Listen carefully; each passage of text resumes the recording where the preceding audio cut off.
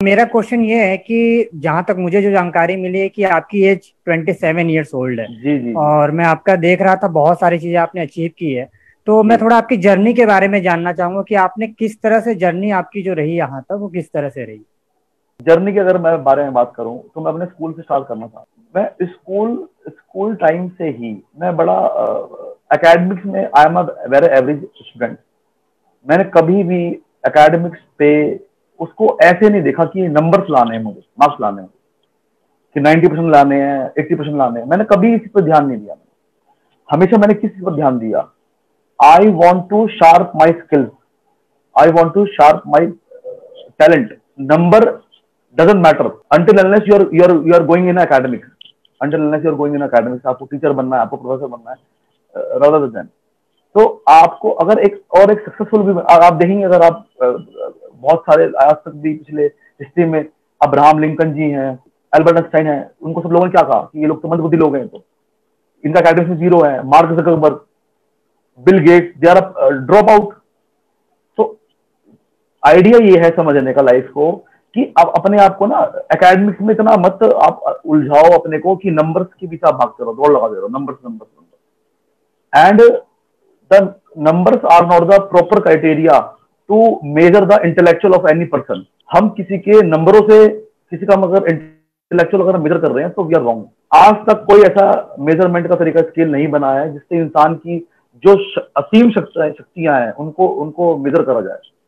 कोई आज तक स्किल ऐसा नहीं हुआ। तो वो बहुत जरूरी है कि अपने आप को पहचाने कि मुझे क्या करना है। तो स्कूल में से ही मैं सोशल वर्क में भी लगा रहा मैं, क्योंकि मुझे ये रहा हमेशा से मुझे सेवा भी करनी है।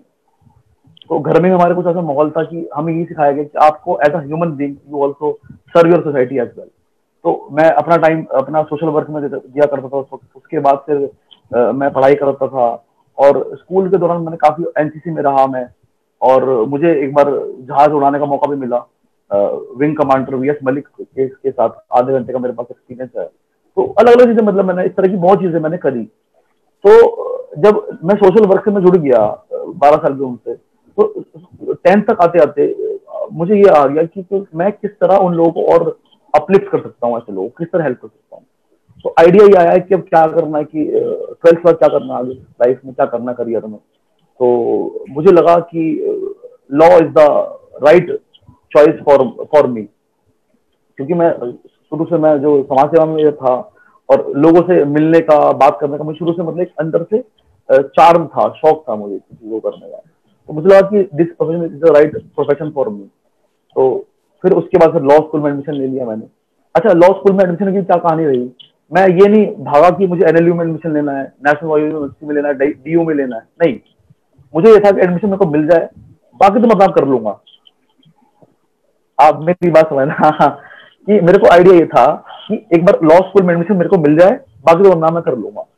तो लॉ स्कूल के दौरान मैंने पढ़ाई के अलावा, स्टडी के अलावा अलावा भी, जैसे डिबेट कंपटीशन में मैंने बहुत पार्टिसिपेट करा।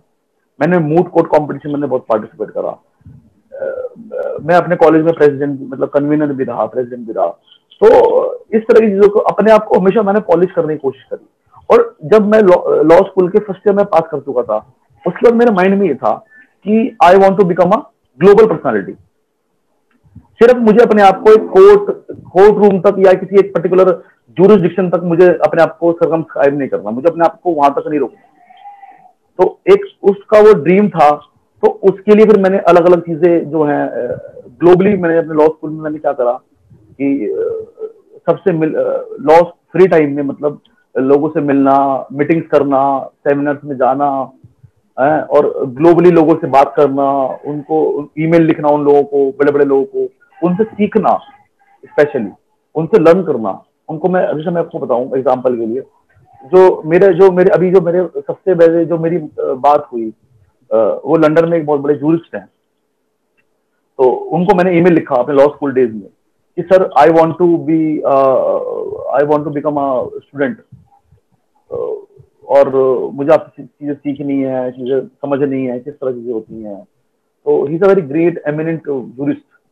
उन्होंने बहुत कुछ लिखा है लॉ के ऊपर, उन्होंने बहुत अच्छा लिखा है। तो उनसे मैंने ईमेल लिखा, उनका रिप्लाई नहीं आया। उनको मैं तुरंत, मैं नेगेटिव नहीं हुआ, मतलब मैं लगा रहा कि सर नहीं, आप मुझे एक बार प्लीज आप मुझे मौका दीजिए, मुझे सीखना है, मुझे करना है। तो आप कांस्टेंट एफर्ट्स आपके होने चाहिए। मैंने वो करता रहा। तो इस तरह की फिर मैंने पहले वहां शुरुआत करी, फिर कुछ मैंने यूएस से मैंने शुरुआत करी, फिर कुछ मैंने यूरोप में शुरुआत करी।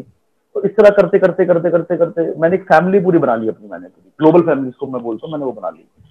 इसी तरह मैंने इंडिया में भी यही करा। मैंने इंडिया के जो अलग अलग पार्ट्स हैं वहां से मैंने लोगों को अप्रोच करा, उनसे समझा कि वहाँ का क्या कल्चर है, वहाँ कोर्ट में क्या होता है, किस तरह का वहाँ काम आता है कोर्ट में, किस तरह की उनको रिक्वायरमेंट है, ठीक है, उनसे एक अच्छा बॉन्ड बनाना। तो वो चीजें मैंने होमवर्क जिसे कहते हैं, क्योंकि देखो जब आप लॉ करके बाहर निकलेंगे आपको काम भी तो होना चाहिए। खाली आपने कोर्ट तो पहन लिया, आपने कहा बस है नहीं, तो आप नथिंग, जीरो, क्या है उसका मीनिंग? कुछ भी नहीं। आप बनते रहो अपने आपको वकील हूं, मैं तो एडवोकेट हूँ, क्या? It's not a make sense. आपको काम भी तो होना चाहिए। merely obtain a degree from a law college, whatever is that, चाहे वो एनएलयू हो, चाहे डीयू हो, चाहे बड़ा लॉ स्कूल हार्वर्ड हो, कहीं भी हो, उससे क्या मीनिंग? उससे कोई मीनिंग नहीं। जब अगर काम ही नहीं है तो आप परफॉर्म कैसे करोगे कोर्ट रूम में? तो आपको जनरेट करने के लिए बिजनेस, अपना काम बढ़ाने के लिए आपके वो जो है होमवर्क करना बहुत जरूरी है। तो लॉ स्कूल में मैंने अपना सारा अपना होमवर्क कर लिया। अब क्या हुआ, मैंने लॉ पास कर ली तो फिर मैंने उसको एग्जीक्यूट करना शुरू करा उस चीज कि ये चीज हो गई, मेरे पास लाइसेंस आ गया, मैं एम्पावर हो गया कोर्ट में जाने के लिए ऑफिशियली। तो फिर चीजें करनी शुरू कर दी मैंने। तो जहां जहां मुझे लगा अपना देना चाहिए मुझे, मैंने वहां अपने इनपुट दिया, सेमिनार्स करना। फिर मैं स्पीकर की तरह, जैसे आज मैं प्रोग्राम कर रहा हूँ, इस तरह से मैं फिर स्कूल में जाना, कॉलेज में जाना और अपनी बातों को रखना, समझना, लर्न करना, समझाना। तो ये सब चीजें मैं करता रहा और यही चीज मैंने ग्लोबल लेवल पर भी मैंने करी। तो जो लीडर्स जो हैं, ग्लोबल लीडर्स जो हैं, उनके साथ, उनकी फैमिली में मैं उनका पार्ट बन गया, उनकी फैमिली का मैं। तो वो बड़ा एक अलग एक्सपीरियंस रहा। तो क्लाइंट्स, इंटरनेशनल क्लाइंट्स मेरे पास अब आप समझिए कि अच्छा आपने मुझे ये क्वेश्चन पूछा। मेरे पास इंटरनेशनल क्लाइंट्स जब से हैं, जब से मैं लॉ स्कूल में था। मैंने उस वक्त पाउंड में पैसे मैंने कमाने शुरू कर दिए थे मैंने। तो क्या करता था मैं कि अप्रोच करता था मैं कि कुछ मुझे लीगल से कुछ कुछ लिखने के लिए मुझे काम मिल जाए, कंटेंट राइटिंग का काम मिल जाए, या कुछ इस तरह की और चीजें मिल जाए, कुछ ड्राफ्टिंग का काम मिल जाए। तो मैं वो चीजें शुरू से ही मैं करता आया लॉ स्कूल से। तो फिर वो ऑब्वियसली जब आप कोई चीज करते हो फिर वो बढ़ती है, वो चीज धीरे धीरे धीरे बढ़ती है वो। तो फिर उसके बाद जो है मुझे मौका मिला, इंटरनेशनल काउंसिल ऑफ जूरिस्ट में जुड़ने का मौका मुझे मिला, टैक्सेशन बार में मुझे काम करने का मौका मिला, ठीक है, और एनजीओ में मुझे काम करने का मौका मिला। हमारी ग्लोबल जो लॉ फर्म है उसमें मैं कर ही रहा हूँ, हम लोग कर ही रहे काम। तो उसकी फैमिली मैंने बनाई पूरी और उस सबके साथ काम करने का मौका मिला और लोगों के साथ काम करने का मौका मिला। तो आपका जो है ना विजन जो है वो क्लियर रहना चाहिए। और 2015 में मुझे ये था, मेरे माइंड में आइडिया था कि I want to also establish in London as well. तो मैंने उसके बाद इन्वेस्टमेंट वहां करी मैंने अपने आप। तो चीजें बढ़ाई आगे लाइफ में। तो ये आप अपना जो है ना गोल बड़ा क्लियर रखें, करना क्या है, वो बड़ी चीज मैटर करती है।